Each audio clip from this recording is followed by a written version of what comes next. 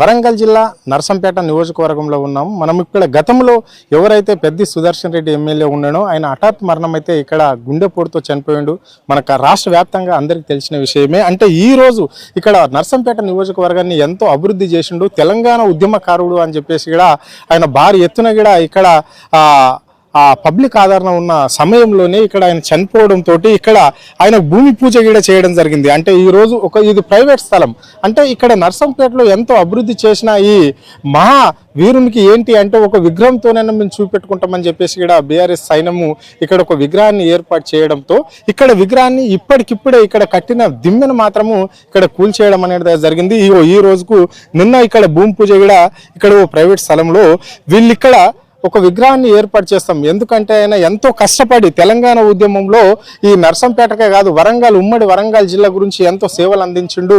అనేక విధాలుగా ఆయన నష్టపోయిండు. అంటే ప్రజలను ఒక సైనికుడిగా ముందుకు నడిపించిండు. కాబట్టి తెలంగాణ ఉద్యమంలో తెలంగాణ సాధించేంత వరకు కూడా ఆయన కొన్ని త్యాగాలను కూడా చేసిన ఘనత ఇక్కడ పెద్దికి ఉంది అని చెప్పేసి దాన్ని ఒక గుర్తింపుగా ఇక్కడ ఒక విగ్రహాన్ని ఏర్పాటు చేసుకోవాలి అని చెప్పేసి కూడా ఇక్కడ పెద్ది చనిపోయిన తర్వాత ఆయన ఇక్కడ ఈ నియోజకవర్గానికి మాజీ శాసనసభ్యుడు ఆయన చనిపోయిన తర్వాత ఇక్కడ బీఆర్ఎస్ పార్టీకి సంబంధించిన నర్సంపేట నియోజకవర్గానికి సంబంధించిన కార్యకర్తలు నాయకులు కలిసి ఇక్కడ విగ్రహాన్ని ఏర్పాటు చేయాలి. ఎందుకంటే ముఖ్యంగా ఇక్కడ మెడికల్ కాలేజీని తీసుకురావడం కూడా పెద్ది సుదర్శన్ రెడ్డి కృషి ఫలితం ఎంతో ఉంది అని కూడా మనం చెప్పుకోవచ్చు. అదేవిధంగా ఈ మెడికల్ కాలేజ్తో పాటు ఇక్కడ గవర్నమెంట్ హాస్పిటల్ని కూడా తీసుకురావడం అనేది అయితే జరిగిందని కూడా చెప్పుకోవచ్చు. ఇక్కడనే క్రిటికల్ కేర్ అని చెప్పేసి ఒక విభాగాన్ని కూడా ఇక్కడ ఏర్పాటు చేయడం అనేది గవర్నమెంట్లో ఒక భాగంగా దీన్ని ఇక్కడ నర్సంపేటకు సంబంధించి చాలా వరకు కూడా ఎంతో అభివృద్ధి చేసిండు ఉద్యమకారుడు అని చెప్పేసి కూడా వాళ్ళు చెప్పడం అనేది అయితే ఇక్కడ క్లుప్తంగా మనకు కళ్ళ కట్టినట్లు ఉంది. మరి ఇక్కడ రెవెన్యూకి సంబంధించి ఏదైతే ప్రైవేట్ ల్యాండ్లో వాళ్ళు విగ్రహాన్ని ఏర్పాటు చేసుకుంటే మరి వీళ్ళకి ఏం సంబంధం ఉంది ఏంటో అని చెప్పేసి కూడా ఇక్కడ విగ్రహాన్ని దిమ్మెలైతే కూల్చిన పాపం అయితే మనకైతే ఇక్కడ క్లియర్గా మనకు కనిపిస్తున్నది అని కూడా చెప్పుకోవచ్చు. అంటే ఇది ఇక్కడ ఏదైతే మా వీరునికి కావచ్చు అక్కడ ఘన నివాళులు అర్పిస్తున్న ఈ సందర్భంగానే అక్కడ ఉద్యమకారుడు కాబట్టి అని చెప్పేసి అలా జ్ఞాపకార్థంగా కూడా ఇక్కడ ఆయన ఏదైతే ప్రైవేట్ ల్యాండ్లో వాళ్ళు విగ్రహాన్ని ఏర్పాటు చేస్తే కూడా దీన్ని అడ్డుకొని ఇక్కడ ఈ దిమ్మెను కూల్చేయడం అనేది అయితే జరిగింది. మరి ఇప్పుడు దీని అంటే ఎవరున్నారు ఏంటో ఇక్కడ స్థానికులకు అడిగి తెలుసుకునే ప్రయత్నం మనం చేద్దాం. అన్న చెప్పండి, ఏం పేరు మీ పేరు? అన్న చెప్పండి అన్న, ఏం పేరు, ఎందుకు మరి ఇక్కడ మాజీ ఎమ్మెల్యే పెద్దికి ఇక్కడ మీరు విగ్రహాన్ని ఏర్పాటు చేస్తే ఈ ల్యాండ్ ఎవరిది, ఎందుకు ఇక్కడ రెవెన్యూ అధికారులు ఈ దిమ్మెను కూల్చేయవలసి వచ్చింది, దీని వెనక ఏం జరుగుతుంది?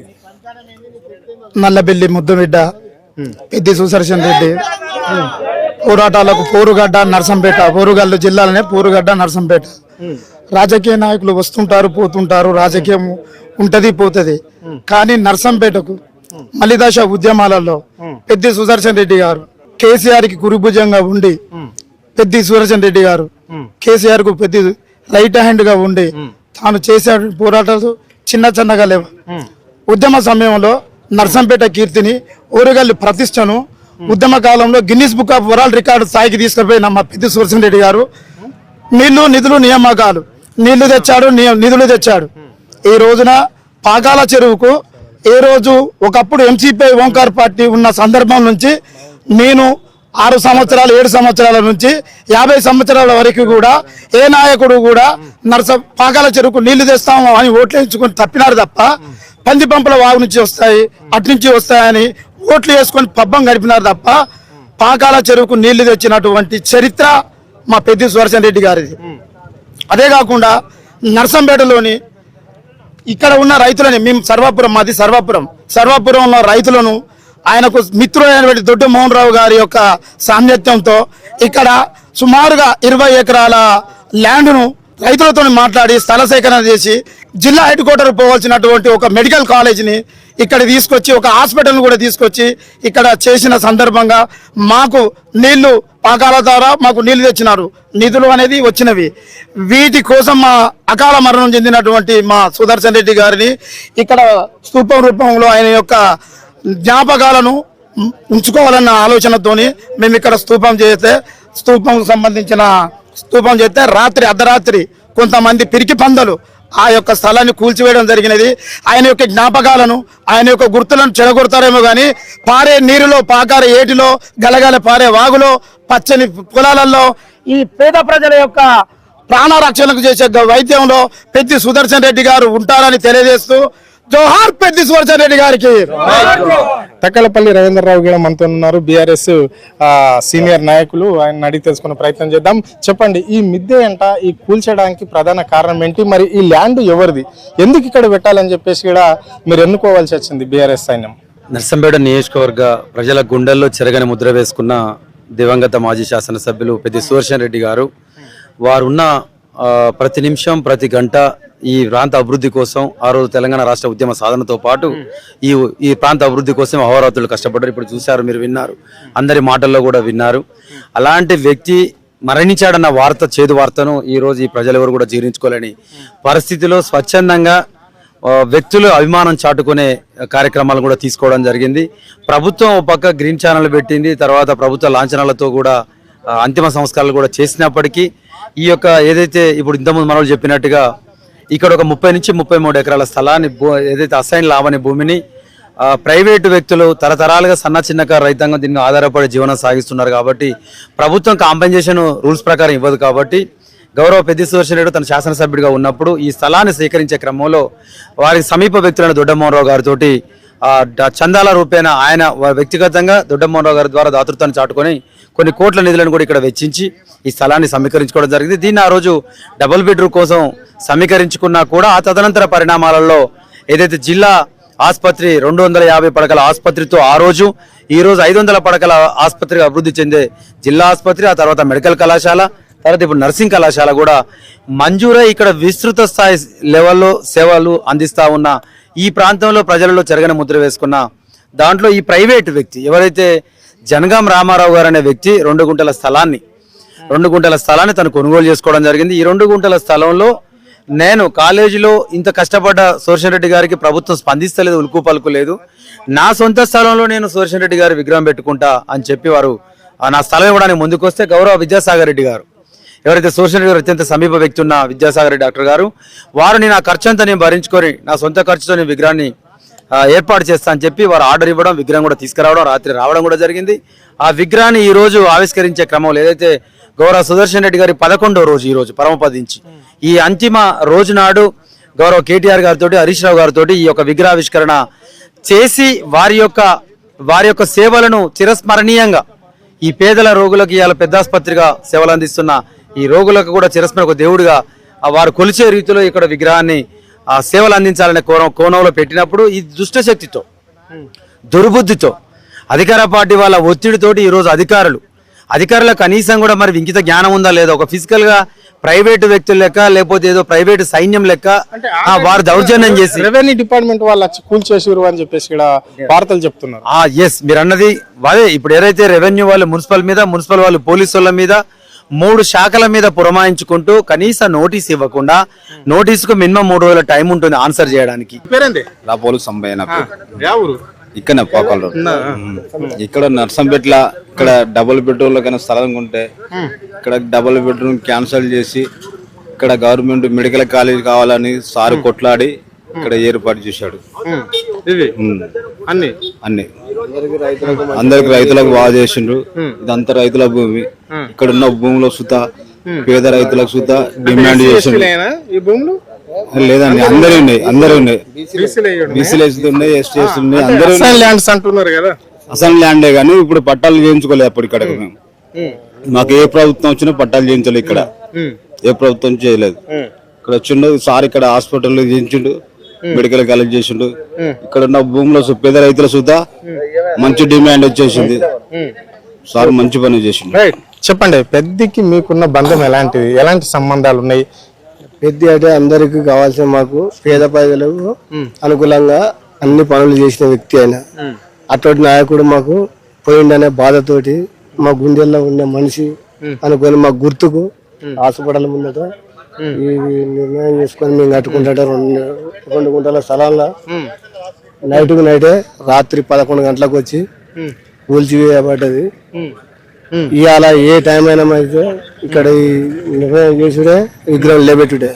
అప్పటిదాకా ఇది ఆపేది లేదు. ఎవరు వస్తారో రమ్మాను వచ్చి ఆపేది ఉంటే మేము అందరం ఉంటే ఇక రారి ఇప్పుడున్న మేము నైట్ వచ్చి చేసుడు కాదు, వాళ్ళకి దమ్ము ఉంటే ఇప్పుడు వచ్చి ఆపం.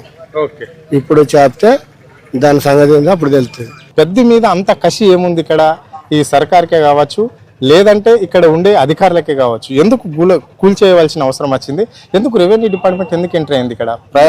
మేము ఒక గొప్పగా ఇవాళ ఏం భావిస్తున్నాం అంటే, మా పెద్ది సరసన్ రెడ్డి అన్న చనిపోయినా గాని 10 బలం అనే పేరు చెప్తేనే ఉత్సపడుతుంది ఇక్కడ ఒక్కొక్కరికి.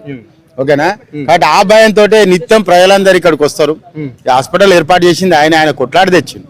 జిల్లాలో మేము 5 నియోజకవర్గాలు ఉంటాయి. ఆయన అందరితో కొట్లాడి కేసీఆర్ కి చెప్పి తెచ్చుకున్నాడు. ఆయన పేరు ఉండాలి కదా, ఆయన పేరు లేదు.